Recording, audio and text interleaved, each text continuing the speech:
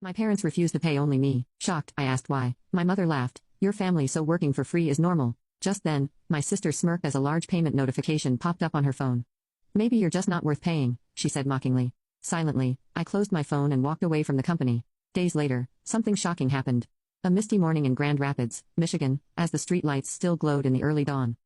A car pulled up to the Miller Property Management office building.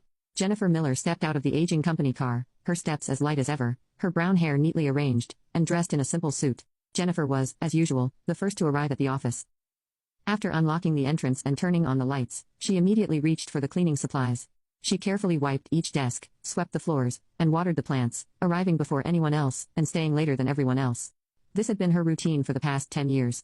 Good morning, Benjamin, she spoke softly to the potted plant by the window as she watered it.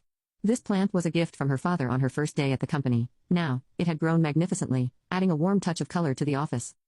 The company nameplate, illuminated by the morning sun streaming through the window, read, Miller Property Management since 2004. Founded by her father, Robert, the company had become a well-known name in the Grand Rapids property management industry. They specialized in managing high-end residential properties and enjoyed strong client trust.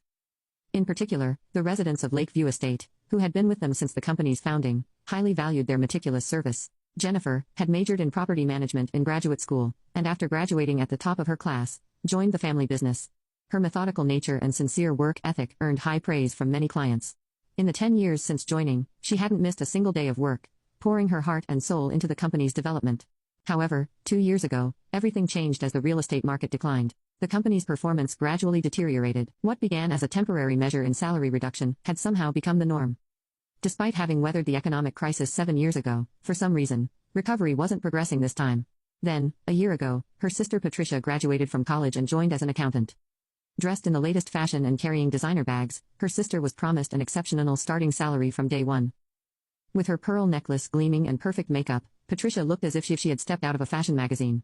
Patricia's young, so she needs to maintain a certain lifestyle. Appearances matter, their mother, Margaret, had said, deciding to give her inexperienced sister a high salary.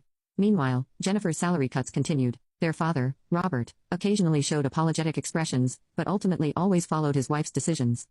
Today, Jennifer was again reviewing materials for meetings with important clients. Her days were filled with new property management contracts, requests from existing clients, and mountains of paperwork.